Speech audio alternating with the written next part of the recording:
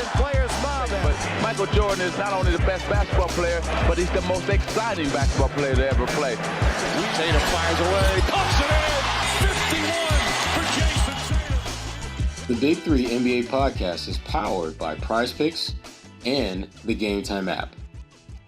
Hello, folks, and welcome to another edition of the Big Three NBA podcast. I'm Sherrod Blakely, and I'm joined by the one and only, the award-winning Keith Pompey of the Philadelphia Inquirer. What's going on, Keith? What's poppin', man? How you been, bro? Wonderful, wonderful, wonderful. My football team is hanging in there. Your football team is hanging in there. We're not gonna talk too much about our football teams. Keith, just so y'all know, is a University of Pittsburgh alum, and I went to the Syracuse University. We'll talk a little bit about that a little bit later. They played earlier this year. Didn't go quite how I thought it would go, but that's another story, another day. We enjoy your first loss, right? Something like that. But when you talk about things not going quite how you thought they would, that brings us to our conversation today with Keith, who covers the Philadelphia 76ers, who haven't quite had the season that many folks thought they would.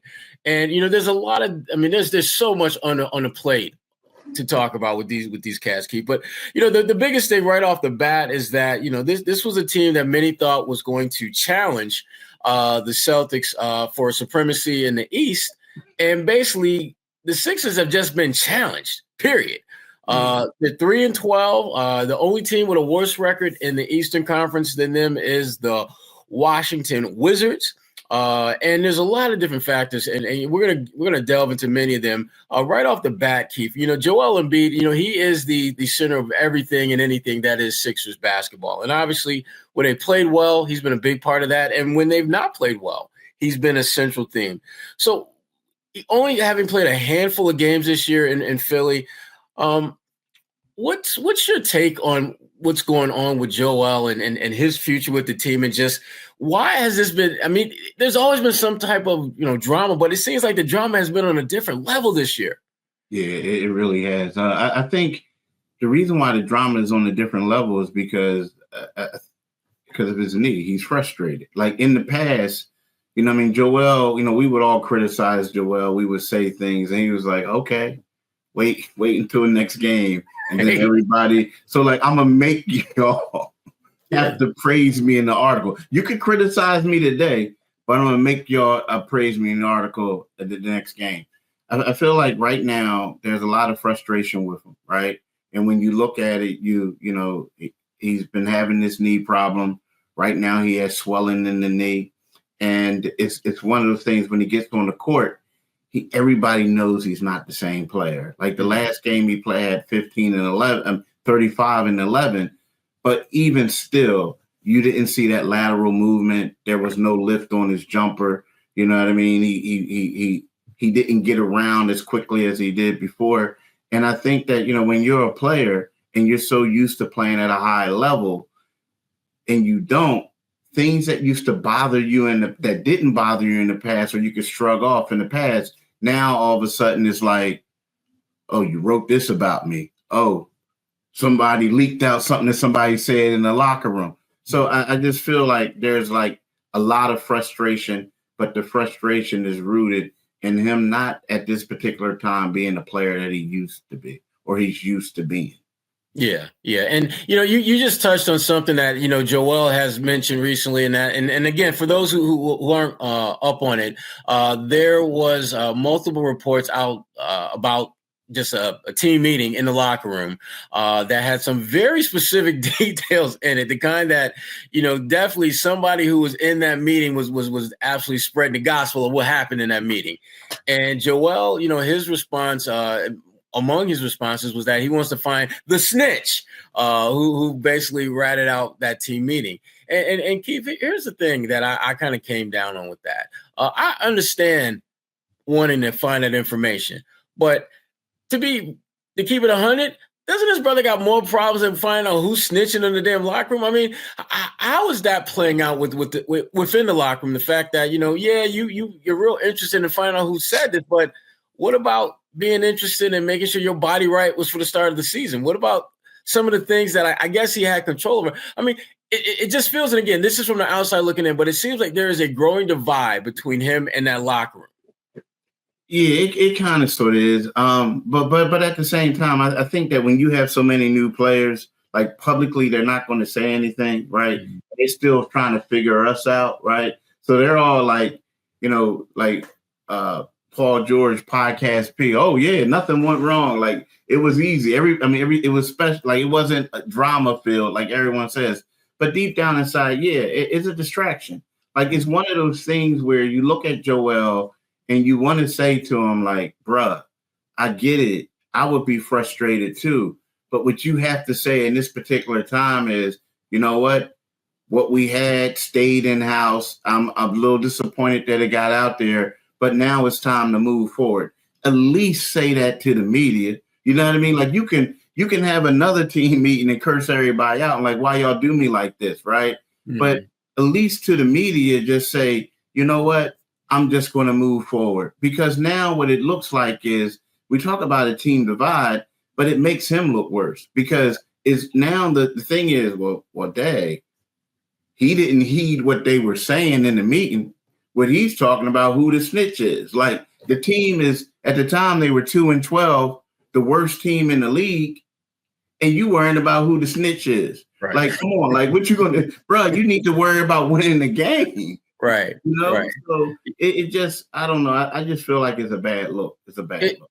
Yeah, and I guess that's kind of my point. It's just like of all the things that you have to worry about, and there's a lot of things that he definitely need to be concerned with. Who said what to the media shouldn't be, that shouldn't be the thing that you are putting all your chips in on. And as you talked about, and as we've read and we've seen, his health is a major problem. And this is a guy that came into the league, with some serious health injuries. I think like he had that foot ankle issue that was the kind of injury, just talking with people in the medical profession, that type of injury has ended careers. And this was something that he was recovering from before his pro career even started. So where is the concern level for the Sixers from a health standpoint for Joel going forward? Oh, it's a major concern because, here's the deal. Like you look at Joel and I we talk about the concern, but, the Sixers preseason was derailed from the start. When Joel went in media day and said, you know what, I'm going to take my time, I'm ramping it up, and they all know it. Then training camp comes, and next thing you know, Joel Embiid's not practicing. And Nick Nurse is getting that attitude because everybody's asking, is Joel practicing? Mm-hmm. So at that particular point, that's a major concern because you look at it and say, well, bruh, you came back from surgery, played in the playoffs, you go to the Olympics, and we give you some money, and now you can't play. And now you look at it, before they kept saying load management, right? Right. Load management. And now all of a sudden they coming out and saying it's swollen in the knee. So right. When you look at it, Sherrod, you've been in this thing for a long time. If you had surgery months ago and you still have swelling in the knee, what it means is the surgery wasn't a good surgery. Right. Or secondly, you messed it up at a later date and it didn't re-heal yet. So that's a major concern. And you look at the Sixers, Sherrod, come on, bro, like the Eastern Conference. I mean, you've seen how this team is. Joel Embiid has always been the head of the snake. And if he can't go, the way that this team is built, even though they always bring other people in there, now it's Paul George, right? Even though they bring other people in there, the way this team is constructed is all about Joel. And if Joel can't go, this team is in trouble. And that's the concern, certainly, I know, for them as an organization. And when you look at just the way the Eastern Conference is taking shape, this is the year where basically spots 3 through whatever are wide open. Because even as they've struggled, there's not basically one really good week of basketball, week and a half, and you back top 4, top 5 in the East. Is there some sense of we still have time to right the ship among the players, among the organization right now, even though they've gotten up to obviously a really pretty horrific start? Yeah, they do feel like there's a chance to right the ship, so to speak. But at the same time, I think they're a little bit realistic, though, right? Mm-hmm. When you look at this roster and you compare this roster to the Boston Celtics, you compare it to the New York Knicks, you compare it to the Cleveland Cavaliers, a team that no one expected to be this good, right? They're just not as deep. And when you look at those teams, like, you have the Boston Celtics, who have a lot of guys right now in their prime. You have the New York Knicks, who have a little bit of a younger roster. The same thing with Cleveland. When you look at the Sixers, yeah, they can get back and they can be in playoff contention. But when it comes down to like going deep and far in the playoffs, whereas the Celtics are bringing in younger players, the Sixers got to bring in Kyle Lowry, Reggie Jackson, and Eric Gordon. And it's nothing against those guys, right? They had great careers, but we look at it and we just see how much older they are. And this is like a young man's game. So right. While they can say, yeah, we can go to the playoffs, I don't see them going far in the playoffs. So to me, yeah, you can write it, but at the same time, it's like, what are you doing? Just trying to get a first round playoff appearance? Right. You know what I'm saying? Because even still, I don't see them. If they match up with the wrong team, they could lose in the first round, in my opinion. Absolutely. Absolutely. And just for our listeners, this episode of the Big Three NBA podcast is brought to you by Prize Picks, the exclusive daily fantasy partner of CLNS Media Network. Sign up now at prizepicks.com/CLNS and use code CLNS and win up to 100 times your cash. And for the Mathematically Challenge, that means you can turn $10 into $1,000 in a single game watching your favorite sports team. And a special shout out to Game Time app, which takes the guesswork out of buying last-minute tickets to your favorite sporting events. Just download the Game Time app, create an account, and use code CLNS for $20 off your first purchase. Terms apply. Now, Keith, I wanted to keep it moving a little bit and kind of pivot from a guy who ain't really doing a whole lot to a guy who kind of is balling a little bit. And I'm talking about Tyrese Maxey. When he's been healthy, he's been really, really good. But he's also, and again, it sounds like he's also becoming increasingly frustrated with what's happening in Philly. How do you think he is, just kind of dealing with a lot of things that clearly he didn't sign up for when he, as he kind of asserted himself as one of the better players on this franchise? Yeah, it's weird because, Tyrese is a nice guy, right? And I think, the losing everything, when you come in there and you're a guy, you're making more money now, you want to go out there, you want to assert yourself, you want to do this, you want to do everything you can for the team to win. And I feel like when the team starts struggling, sometimes you put a little bit more pressure on yourself, right? I think that's what he was doing offensively, and they're not working out. But then he also right now, it's not just that I don't think he's totally 100% frustrated. It's just that he realizes that he has to be the leader of this team. That's what Kyle Lowry, that's what Nick Nurse, that's what they all want. So he has to take it upon himself at times to get out of his comfort zone and then step up and say stuff, right?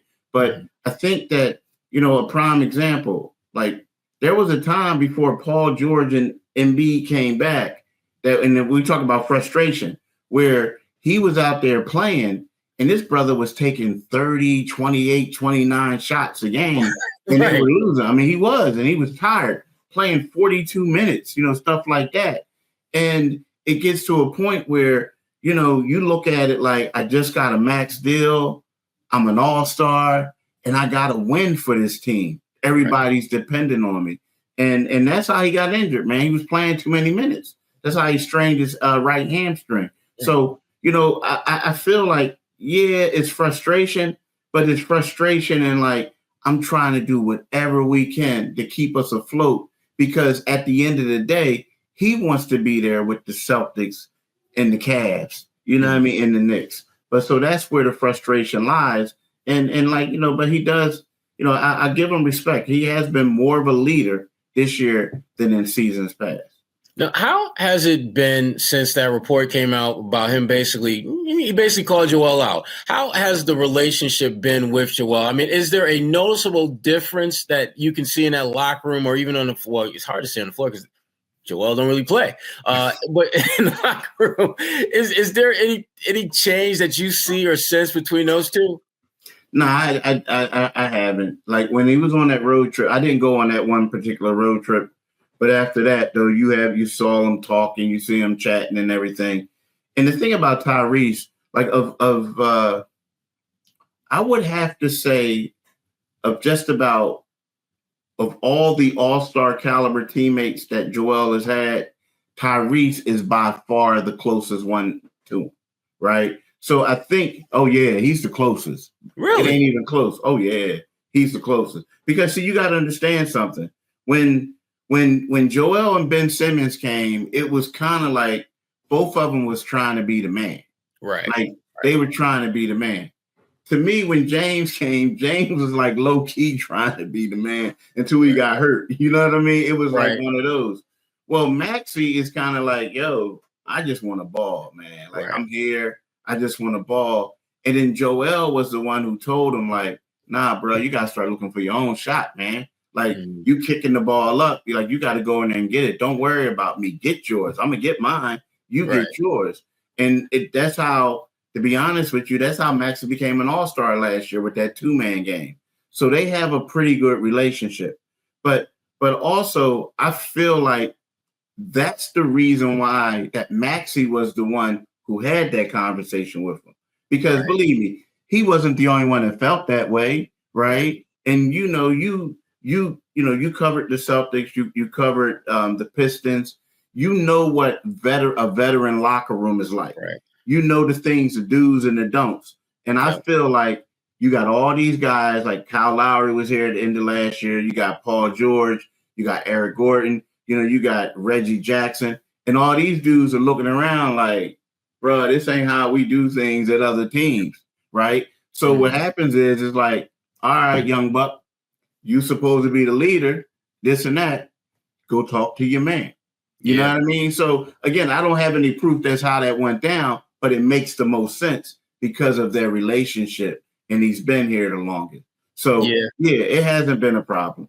Yeah, and that actually that makes sense because for Joel to, I think, take that and not be completely, pissed off and wanting to fight somebody, it has to come from somebody that he respects. And you're right. The role that he played in Maxey's evolution into a really good player, he's got a different kind of respect for him. And knowing that Maxey ain't coming at him because he thinks he's a bum or he thinks he's trash or anything like that. Maxey's coming at him like that because Maxey wants him to be better.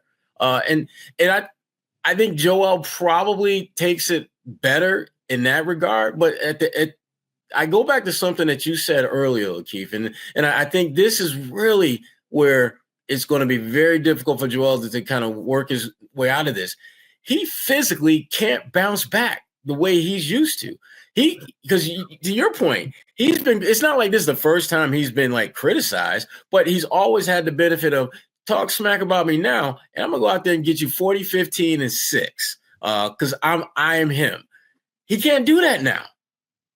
Exactly. And you remember, what was it, 2 seasons ago, when he got MVP and he came back in the Boston Celtics series, right? Mm-hmm. His knee was messed up. Right. But the thing that people didn't know, it was like what he would do is he would go to TD Garden Arena at night and he would just do up downs, up downs, up downs, up downs. Now when your knee is swollen like this and it keeps getting swelling in the knee, you can't do all that stuff. So it's kind of like in the past, we always looked at Joel and you would say, dang, man, the second game, he always looked way better. But Joel wasn't telling us he was putting it in. He was getting his cardio in. And now I feel like he can't do those things anymore because if not, you're going to mess the knee up and you don't want to put a wear and tear. And you're right. There's not a lot of bounce back. And, you'll get to see him on Christmas and hopefully for the Sixers, he'll get some stuff back by then. But, dude, I'm here to tell you, like, the lateral movement isn't there. He just always seems like he's a step too slow. Now, when they went up against Memphis, he did have 35 points, but at the same time, he had a 6'8" guy guarding him, right? He was a backup power forward. So, my question is, what can he do against other 7-footers? But yeah, he just doesn't have the luxury of bouncing back the way he used to. And this could be something that they may decide to just sit him down for a little bit. Yeah, definitely some big time decisions the Sixers are going to have to make as far as how to utilize Joel Embiid going forward, and just really figure out what's the direction of this organization. Which this is this is a type of process that they did not plan on, but they definitely are in the middle of some kind of process. Whether it's to figure out whether to go all in on Cooper Flag at some point, or whether they still got enough time to make a run towards position themselves for the playoffs, because there's a lot of games left to play for sure. Can I add one thing right quick just to stress this? So you remember the process. Yeah. You remember the process. We all do. We all do. Now, the process was like 4 years, a 4-year tank period. Their record right now through, 15 games is the third, would be the third worst record during the process. Wow. Yeah, they were tanking and they had more wins than them. Damn. Wow. Tough times in Philly. For sure. But before we go any further, I wanted to again give another shout out to our sponsors, Prize Picks, the best place to get real money sports action. With over 10 million members and billions of dollars in awarded winnings, Prize Picks has made daily fantasy sports super easy and accessible to all. You just pick more or less on at least 2 players for a shot to win up to 100 times your cash. Run your game all season long on Prize Picks. Again, you can win up to 100 times your money on Prize Picks with as little as 4 correct picks. Sign up today and get $50 instantly when you play $5. You don't even need to win to receive the $50 bonus. It is guaranteed. It's the best way to win real money this basketball season. You look at which players are going off, which ones aren't. Make your picks in less than 60 seconds and turn your sports opinions and feelings into real money all season long. I can tell you right now, as I'm looking at the schedule coming up, I'm looking at that Milwaukee-Utah game real close. Dame Lillard, if he scores 24 or 23 and a half points, that's what we're looking at. Score more or less than that. I'm thinking he's going to score less than that because Dame Lillard has been scoring less than that consistently of late. I think 5 of his last 6 games, he's had 24 or less points. So I'm going to go less with that. And Colin Sexton, a point guard for the Utah Jazz, looks like 1.5 3-pointers is more or less of that shot will he make? I'm going to say he's going to make more than that. And the reason why, because he has been making more than that lately. Last 4 or 5 games, he's made at least 2 3-pointers. And so I'm going to go with the more on that. And if you want in on this action, here's what you do. You download the app today and use code CLNS to get $50 instantly after you play your first $5 lineup. That's download the app, use the code CLNS, and get $50 instantly.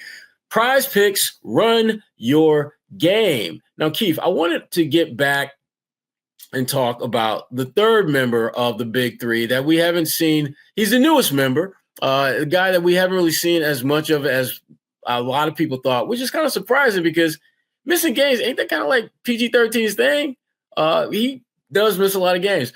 What has been the reaction among, the Sixers faithful to Paul George just being, nowhere to be found for long stretches of this still young season? Frustrated. The Sixers faithful is frustrated. I mean, it's funny because, I've even had, you see people on social media. I received emails, stuff like that. People talk before. Now, they hated Tobias Harris, but now they miss Tobias Harris. Mm-hmm. You know what I mean? They do, because they miss him because they're looking at the numbers right now, and they're extremely similar. Mm-hmm. And then you look at it, and you see where Tobias showed up and played all the time, where Paul is hurt. And there's a little bit of frustration because, the Sixers, let's be real, he could have got traded to the Golden State Warriors, on the sign and trade.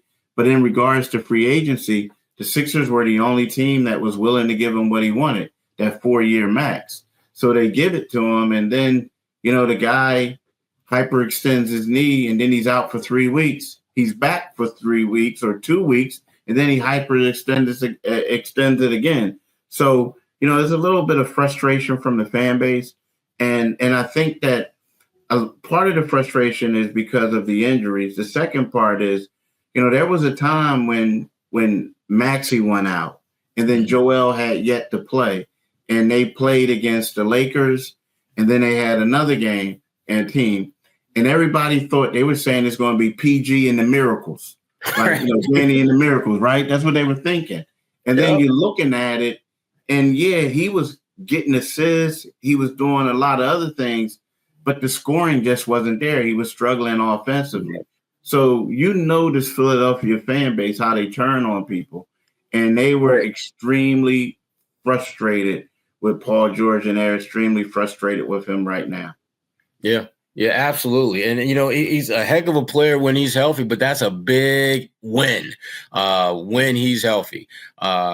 Very tough, very tough. The Celtics, they're not going to see them till Christmas Day, but you can still, there's still tickets available even at this early date. And one of the best places to get great prices on tickets is the Game Time app.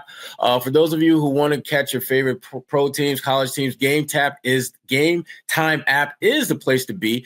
My guy Keith here, as I mentioned earlier at the top of the program, is a University of Pittsburgh grad, and when his crew was playing my boys from Syracuse, I actually went on the Game Time app and thought about getting tickets. The prices were great, but I had a weird feeling, Keith, that game was not going to be great, at least not for my crew. And I was right. But for those of you who have a little bit more faith in your crew, can handle their business, Game Time app is a great way to get into the games and get it at a great price. One of the really cool things I like about the Game Time app is the all-in pricing, so that when you get to the checkout line, the price that you thought you were paying, it will be the price that you'll actually pay, as opposed to some other, apps that kind of the numbers get a little fuzzy in the end there. And before you even get to the checkout, they've got great panoramic views of all the seats, so you can not only get a great price, but you can get a great seat and know what that seat looks like before you actually have to buy the ticket for it. So again, and when I was looking at the game with actually, Pittsburgh is going to be in Boston playing BC in a couple weeks, and you can get in there for as little as $4, and you can get a super deal, which is basically a cheaper version of a really great seat for great price. Just like you can sit upper sideline at that BC game for as little as $5, and that game will be November 30th at BC. And again, the tickets across the board are super affordable when you go through the Game Time app. And so, look, all you got to do is download the Game Time app, create an account, and use code CLNS for $20 off your first purchase. Terms apply. That's download the app, create an account, use the code CLNS, and get $20 off. Terms apply. What time is it? Game time. And before we continue, I want to talk about. We've talked a lot about the players so far and the roles that they play and where the Sixers are, but let's be honest. They don't assign playing time. They don't sign players to the roster. So we're going to talk about Nick Nurse and Daryl Morey. And just, Keith, both of those guys, it seems from afar, are in this position where things aren't obviously working the way they thought. Are either one of them in a little bit hotter seat than the other at this point? I mean, I would say Daryl Morey has to be in, like, dude, he in Flago, like his stuff. I mean, I would say, if they're seeing the seat look, man, the daggone, it's just the plastic and all the rubber, everything is melted up. It's like a little ball right about now. You know what I mean? Forget hot. That seat burned. It's ashes right about now, right? I mean, so here's the thing. The reason why I'm saying that is because, and Nick Nurse, and I'm going to get to Nick Nurse too, but the reason why I'm saying that is because you look at it, there's only certain teams like, you got the Boston Celtics, they're trying to bring everybody back. They're trying to figure things out. They know they got to pay the superstars, right? Right. Well, the Sixers, what they did is you can make an argument that the roster they had last year, it ain't an argument. The roster they had last year was better than the roster they have this year. right? Yeah. You go like that. So especially towards the end, right? So what happened is he goes out there and everybody's scared of his second apron. So he goes out there and maxes out 3 players. And then when you do that, you hope and pray that you can get some quality guys at the minimum. You can get some, you can get some other guys at the 8 million thing, but the quality guys at the minimum. Now, only how that thing is going to work out is those 3 dudes that you maxed out are healthy and playing at an elite level.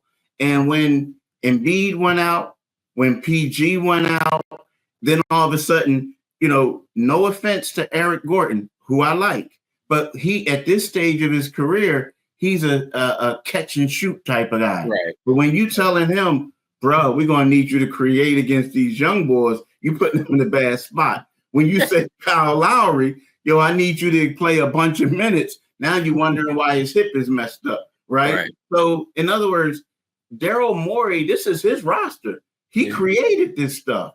And you realize they have holes. Now, so Nick Nurse is kind of sort of like the old Bill Parcells thing. If you want me to cook the meal, then let me go buy the groceries, right? Right. So I can understand that. However, Yabu Selly, who played for the Celtics. Yeah. I'm telling you, everybody's talking about this guy, Jared McCain, who is been phenomenal, the rookie. Right. But before he took off, Yabu was the guy. He was killing it. And to me, the one thing that Nick Nurse made a mistake on doing was, this is your best guy off the bench. Y'all play the Miami Heat, and this dude doesn't come in until 2 minutes and 45 seconds left in the third quarter. Wow. Like, you gotta play him. But I understand what he's trying to do. He's trying to get these different lineups and stuff like that. But at the same time, you have to play the guy. But I think it's more so on Daryl Morey, but we all know it's easier to fire the coach if something goes wrong. So I think if someone's going to have to leave, it's probably going to be Nurse, but he didn't put this roster together. He didn't. Facts. You just touched on Yabusele. Why do you think he's been able to fit in so well in Philly? Because, I mean, obviously in Boston, things didn't work out how he or the Celtics thought. And, even after he left, he still seemed like a guy that hadn't quite figured out or found his niche. Why does it seem like Philly has been such a good spot for him, at least when he gets a chance to play? I think it's a different time. I also think that the fact that it didn't work out for the Celtics helped him out a lot. I do. I think that, you come into the league, you go into the NBA, you see what it's like. You see all that, right? And then all of a sudden you go, after 2 years, he's playing in China. Then he's back over in Europe and this and that. And you see the difference. And I feel like, I remember when I used to see him over there when he played for the Celtics, he was just a brother, big dude, smiling all the time, nodding his head. Am I right, though? Right? Facts. Those are facts. So now I look at him, and it's kind of like, yo, I'm on a minimum deal. I'm trying to break back in. I got to attack this. And I think it's more of a sense of urgency. And I think the fact that he had it and he lost it, and the Celtics had success after him, I feel like that's part of the reason why he is. Like, you know what I mean? I think he worked on his game, too, because he's doing some things that I didn't see him doing in Boston. Yeah. And just want to bring this whole conversation full circle. We said at the very top that, Philly, the way that they kind of came into this season, there was a thought that they would be among those teams challenging the Celtics for supremacy in the East. Obviously, hasn't worked out that way so far. But where are the Celtics on the radar now? I mean, are the Sixers, are they just so far back that they can't even think about contending with the top teams in the East, or is that something that's still, as part of the plan, part of the goal and purpose this year? I mean, that's part of the goal and purpose, but I think right now it's like they got to chip away, man. Like right now, dude, like, no offense, they're behind the Detroit Pistons right now. Like, I mean, if we're going to be real, I mean, they behind the Detroit Pistons and the Charlotte Hornets and stuff like that. So you got to do baby steps. Now, again, like, I think the big thing for the Sixers, and then also I think, if we're going to be realistic, the Sixers have only played 6 minutes and 9 seconds with their big three. Wow. So they got to get all these guys on the floor together and see how that's going to work out for them, and then take it from there. But yeah, like I they can't focus on the Celtics. They can't focus on the New York Knicks, anybody like that right now. They got to worry about, they got to worry about what we're going to do the next time we see the Indiana Pacers. Right. And which is crazy because, I mean, when you have dynamic players like Paul George, like a Joel Embiid, Maxey, you figure that, once they get out there, they'll just figure it out. But to your point, Keith, 6 minutes and 9 seconds. Damn. Yeah. I mean, that's crazy. That's crazy. Yeah, man. Paul, it was like, so Maxey played like, 5 minutes in the first half, 5 minutes and some change in the first half. And then they were all on the floor together for 41 seconds in the third half. This was against the Memphis Grizzlies. And that's when PG kind of like bumped his knee with Desmond Bain, and then trying to grab the rebound. And then after that, it was it. That was it. Yeah. Wow. Well, and that is it for this episode of the Big Three NBA podcast. I want to thank our guest, Keith Pompey of the Philadelphia Inquirer, for giving us some time. Much appreciated, Keith. Want to give one more shout out to Prize Picks, the exclusive daily fantasy partner of CLNS Media Network. And also a shout out to our good friends at Game Time, which takes the guesswork out of buying last minute tickets to your favorite sporting events. Just download the Game Time app, create an account, and use code CLNS for $20 off your first purchase. Terms apply. Game Time app, download it, create an account, use the code CLNS for $20 off your first purchase. Terms apply.